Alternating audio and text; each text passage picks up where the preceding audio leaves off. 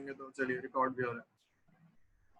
ठीक है, अब आपने अज्यूम करिए you are a requirement engineer. मैंने आपको एक असाइनमेंट दे दिया है, आपने जाके पहले सीईओ साहब से मिले हैं, फिर सीईओ साहब ने आपको कहा कि अगर आप ज्यादा मीटिंग वो करना चाहते हैं तो आप हमारे आईटी मैनेजर से मिल लें, तो हम आईटी मैनेजर से मिल लें। फिर उन्होंने कहा कि जी आपको जाना चाहते हैं तो आप कोऑर्डिनेटर से मिल लें।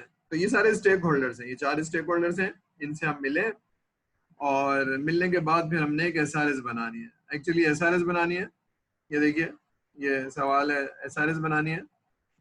और दूसरा ये कि हमने जो सॉफ्टवेयर देना है वो पहला कौन सा देना है, first release, second release, third release, तो ये पूछ रहा है वो। ठीक है, तो उसने कहा कि जो भी आपको रिक्वायरमेंट आपने दी है, तो इसमें 12 रिक्वायरमेंट है, मतलब टोटल रिक्वायरमेंट जो है वो 12 है और उसमें से पहली कब मिलेगी इस तरह से लिख के देना है। ठीक है, तो ये 2 काम हमने करना है। ठीक है, तो अब मैं डिटेल में नहीं जा रहा हूँ, बस एग्जामिनेशन सिस्टम जहन में रहना चाहिए आप लोगों को। अब इसका हम सोल्यूशन बनाने जा रहे हैं, तो मैं सोल्यूशन खोल लेता हूँ। 1 मिनट होल्ड कीजिएगा।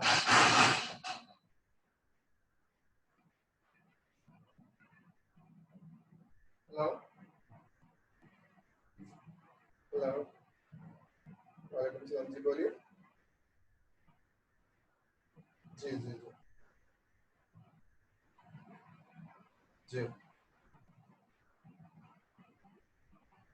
आप मुझे 1 घंटे बाद कॉल कर सकते हैं, मैं एक्चुअली पढ़ा रहा हूँ, क्लास में हूँ, तो मैं अगर आपको आधे घंटे 1 घंटे बाद कॉल कर लूँ।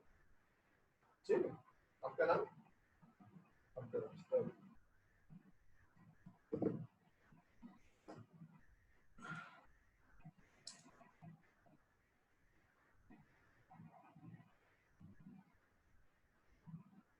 चलिए, आई एम सॉरी, एक कॉल आ गई थी,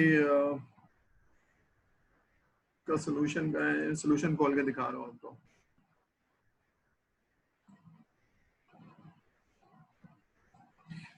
ठीक है, नजर आ रहा है आप लोगों को ये सोल्यूशन?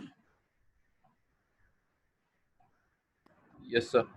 ठीक है, अब देखिए ये एसआरएस बनानी है तो देर आर 2 ऑप्शंस। एक तो IEEE का जो एसआरएस सर ने पढ़ाया था वो यूज कर लें, या फिर आप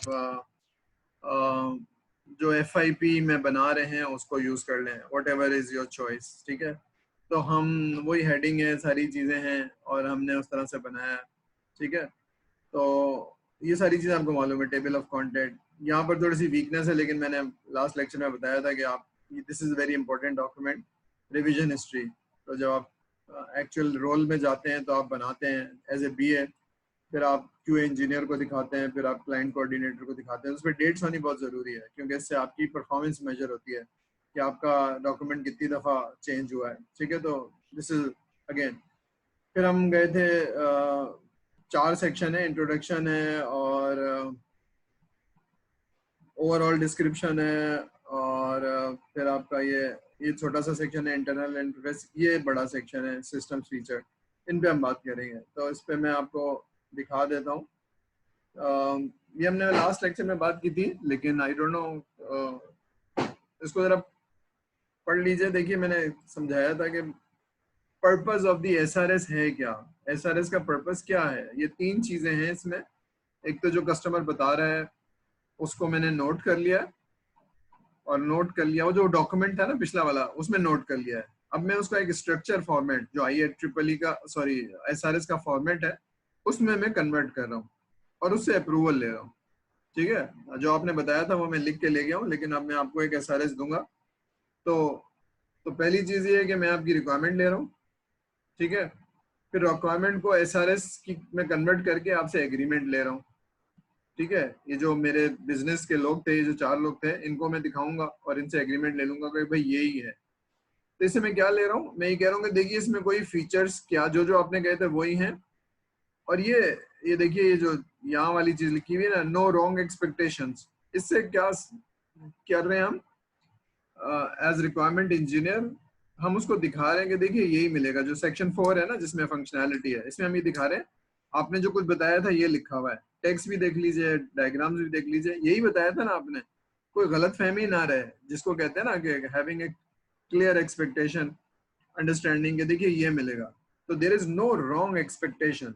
यही मिलेगा, जो स्कोप में है वो मिलेगा और जो नहीं लिखा हुआ है वो नहीं मिलेगा।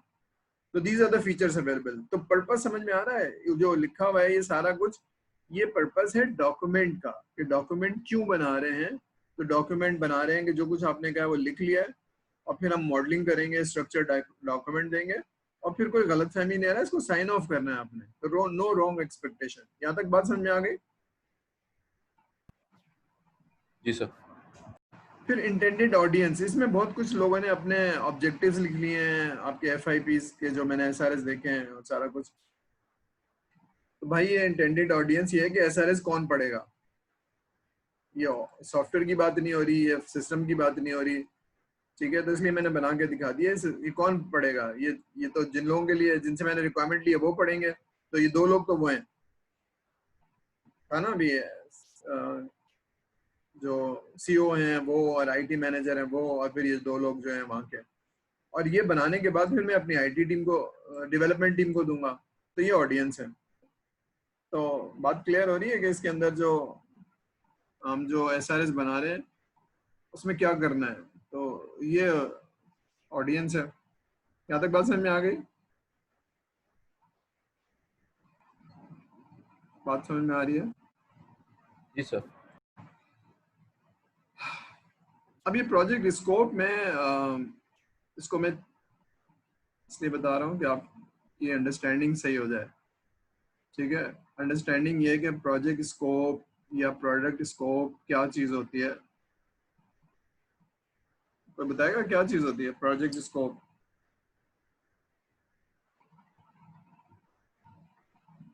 है किसी को अंडरस्टैंडिंग है what is a project scope? जब आप एसआरएस लिखेंगे तो उसमें क्या लिखेंगे? सर मतलब कि एक जो प्रोजेक्ट है उसका मतलब उसकी मतलब उसमें क्या क्या चीज़ें इंक्लूडेड होंगी, या वो किस किस किस चीज़ के लिए इंटेंडेड है, उसमें कौन कौन सी फंक्शनैलिटी। हाँ, देखिए मैं आपसे कहता हूँ एक प्रोजेक्ट करना है, you are a civil engineer, और आप प्रोजेक्ट करना है कराची से हैदराबाद तक की रोड, डबल ट्रैक। फिर मैं कहता हूँ एक प्रोजेक्ट है कराची से इस्लामाबाद तक की रोड। तो इनमें से छोटा प्रोजेक्ट कौन सा है?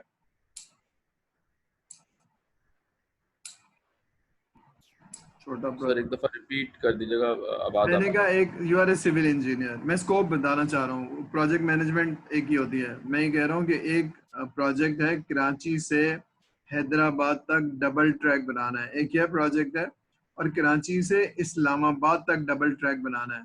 इनमें से छोटा प्रोजेक्ट कौन सा है, बड़ा प्रोजेक्ट कौन सा है? सर कराची से इस्लामाबाद जो है वो बड़ा प्रोजेक्ट है। हाँ, अब ये क्योंकि फिजिकल है तो बहुत आसानी से कह दिया सर कराची से इस्लामाबाद है, क्योंकि कराची भी पता है, इस्लामाबाद भी पता है, और हैदराबाद भी पता है, तो बहुत आसानी से कह दिया ये बड़ा है और कॉम्प्लेक्स है। बड़ा और कॉम्प्लेक्स का मतलब क्या है? एफर्ट्स, टाइम, यही है ना, कि क्या मिलेगा और क्या नहीं मिलेगा, ठीक है। एक में इस्लामाबाद तक की रोड मिलेगी, एक में हैदराबाद तक की मिलेगी। तो अब सॉफ्टवेयर में क्योंकि इनटेंजिबल है, ये एग्रीमेंट करना कि क्या मिलेगा और क्या नहीं मिलेगा, ये मुश्किल काम होता है, इसलिए ये लॉक करना बहुत जरूरी है, क्या मिलेगा और क्या नहीं मिलेगा, कोई बहुत रॉन्ग अंडरस्टैंडिंग ना हो, ठीक है।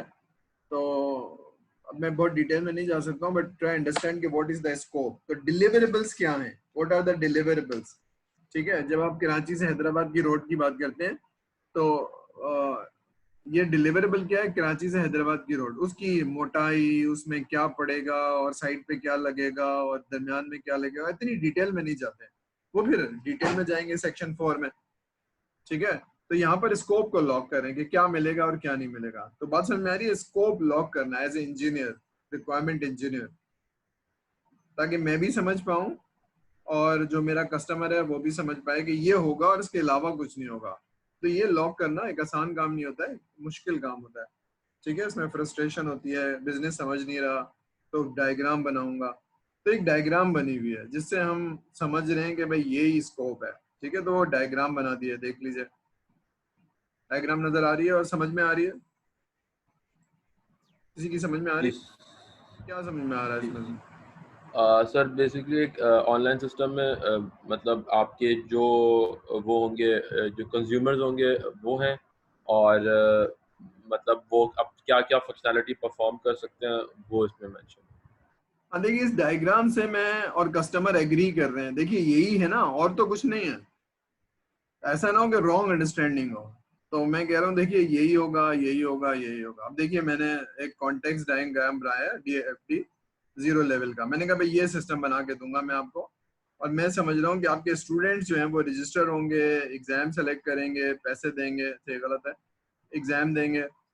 ठीक है, ये एग्जाम कहाँ से आएगा? ये एग्जाम जो है ये वाले लोग बना रहे होंगे, उनको एवेलुएटर कह दिया है। ठीक है, ये एग्जाम क्रिएट कर रहे होंगे, सवाल कर रहे होंगे, और ये वाले जो लोग हैं, जो टीचर हैं, ये एग्जाम को रूल बना रहे होंगे, डेट बना रहे होंगे, कौन कौन से एग्जाम क्वेश्चन पॉपुलेट होंगे, कब होगा। ठीक है, ये होगा। लेकिन ये सारा कुछ जो है ये सब एक सिंध बोर्ड की एक बैक एंड में हो रहा होगा, जो कि बैक एंड कहलाएगी और इससे कनेक्ट होगी आपके ऑनलाइन सिस्टम से। ये पोर्टल है, ये कनेक्ट होगी, और तो कुछ नहीं है। मैं BA हूँ, और मैं इसका आपकी रिक्वायरमेंट पूछ पूछ के जो लोगों ने मुझे बताया था, मैं कह रहा हूँ भाई यही है ना, फिर इसको हम ड्राइव करेंगे। तो क्लियर अंडरस्टैंडिंग के लिए, कराची से हैदराबाद को समझने के लिए कि कराची से इस्लामाबाद है या कराची से हैदराबाद है, तो मैंने डायग्राम बना दिया कि भाई यही है ना। ठीक है, तो this is what I am trying to lock. बात समझ आ रही है कि भाई ये मिलेगा और कुछ नहीं मिलेगा। ठीक है, तो फिर मैं थोड़ा सा नीचे गया हूँ और मैंने 3 चीजें लिखी होंगी, यहाँ नहीं लिखी हुई लेकिन बादल कहीं लिखी हुई है। ठीक है, तो इसका मतलब है मैंने बताया कि देखिए एक पोर्टल मिलेगा जिसपे आपको ऑनलाइन एग्जाम होगा, और एक बैक एंड होगा जहाँ पर ये सारी चीजें होंगी। ठीक है, और नीचे कहीं मैंने 3 सेक्शन लिखे हुए हैं कि जी front end, back end end कुछ और चीजें मुझे याद भी नहीं आ रहा। ठीक है, तो प्रोडक्ट ये आ गया, सॉरी ये आ गया प्रोडक्ट फंक्शन में या प्रोजेक्ट फंक्शन में मैंने ये लिखा हुआ है कि आपको एक फ्रंट एंड मिलेगा, उसमें ये वाली सारी चीजें होंगी, एग्जाम बच्चा रजिस्टर करेगा, पैसे देगा। ठीक है, और बैक एंड से वो सारी चीज सवाल आएंगे। तो